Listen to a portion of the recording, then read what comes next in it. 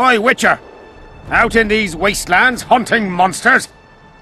Well, if you see two of my men, tell them I'll rip them both brand new assholes if they miss muster.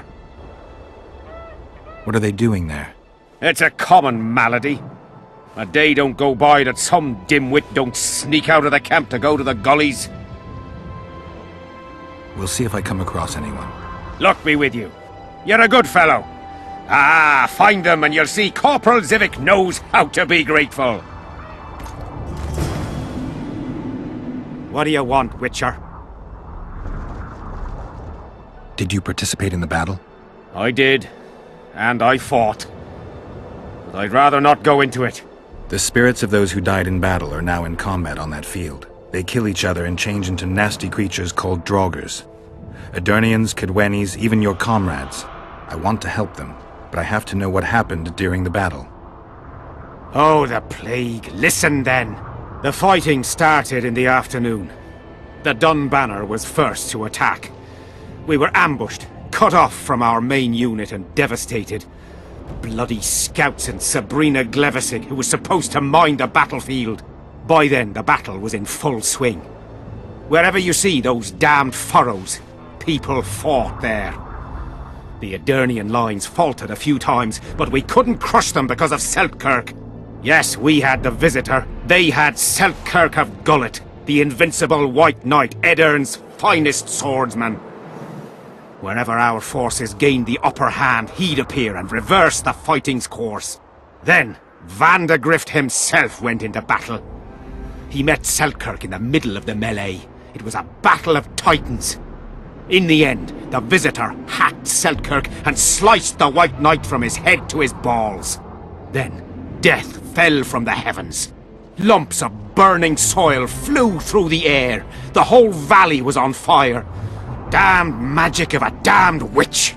I owe my life to Priest Crest, our chaplain. He led me out of the battle and went back for the others. He had a medallion that protected him against fire. He led everyone out, including the Edirnians. But the flames got him in the end. What happened before the battle? We forded the Pontar on the third day after the autumn equinox. The Edirnians were waiting for us, formed up in a long line at the foot of those hills. I remember the banners of Vengerberg, Aldersburg, Gullet. Knights, armoured infantry, peasants, the Vergen Dwarf Regiment. All save the king. They numbered more than 5,000. General Vandegrift, commander of the Kedwenis, had less than 4,000, including the elite Bearheads, armoured troops from Ard Caraig, and the famous White Foxes of the north. And ourselves, the Dun Banner, veterans of Brenner, hated by the Edirnians more than the plague. But above all, we had Vandegrift the Visitor. Maybe he was a bastard, but he knew war like nobody else. Do I have this right? You served in the Dun Banner? Did indeed. Henselt's never commanded a fiercer group of warriors, and he never will. If not for us, there'd have been no victory for the North at Brenner. We carried the day. I didn't see the Dun Banner in the camp. And you won't. The unit's no more. Ensign Eckhart Hennessy carried the standard into battle for the last time 3 years ago. Glevissig's magic? Worse. The Edirnian troops, the bastards. The Dun Banner, the pride of Kedwen, lost its standard and almost all its men. The Visitor refused to send us reinforcements when we were cut off. The Dun must prevail. It's been in worse shite than this. The Dun will be all right. 7 Edirnians to each one of us. We had no fucking hope. 200 men went into battle and less than 70 came back. But that's not all. Only a few survived to this day. The boys couldn't handle it. Suicide, firewater, fistek. A few became highwaymen. They ended up on the gallows or in ditches. Memories can also kill you, and soldiers don't always deal with them well. I have to find that standard. I heard it lies in the catacombs neath Vergen, alongside my mates. Hey, if you're thinking of going there, I ought to give you my beaver skin cap. That's its rightful place.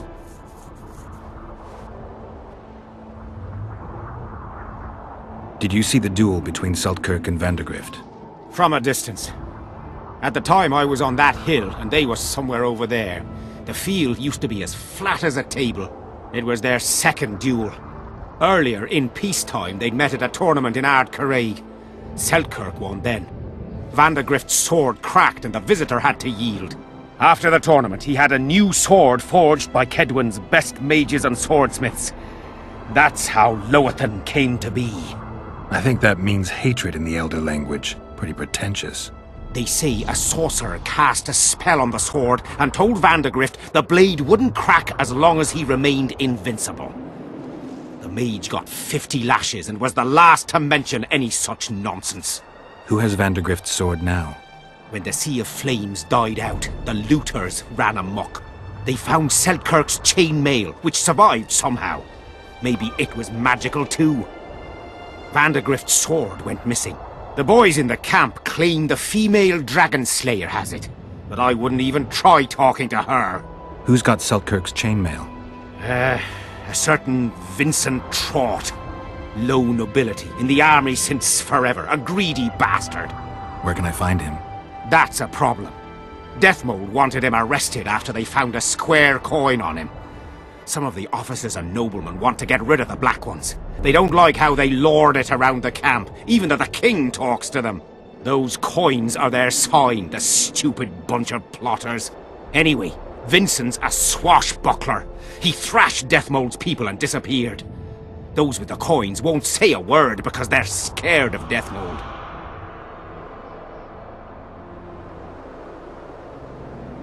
You mentioned the priest. A really good man. He was with us the whole time, during the march, in the barracks and in battle. Among common soldiers. Freya gave him a medallion to protect him from fire. I don't know how true that is, but he led me and many others to safety. Who has this medallion? King Henselt. I saw it once. I don't know how he got hold of it, but he definitely had it. Were you at Brenna? Ah, yes. Cut down more Black Ones there than anywhere else. The Redanians were in disarray on the left when we joined the battle. Same with the Temerian regiments in the middle. We arrived just in time.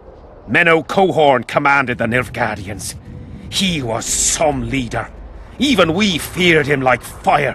But somehow we prevailed. What happened to him afterwards? He refused to flee, died like many others. Though no one knows who did it, and no one ever found his corpse. Thanks, Civic. From what I can see, you and the men love your king. He's like a father to us, really. Comes around from time to time, chats it up, pats you on the mug. Remembers our names, too. Though you gots to earn that in battle. Been so distinguished 3 times already. Pride myself on it. I'm sure it's a great honor for a humble soldier like yourself. Last time it happened, we was on the march. Some peasant poisoned his well. A few of our lads died. Many others got sick. I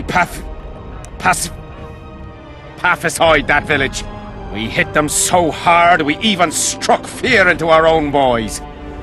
They went without a row for 2 days, and the king was very pleased.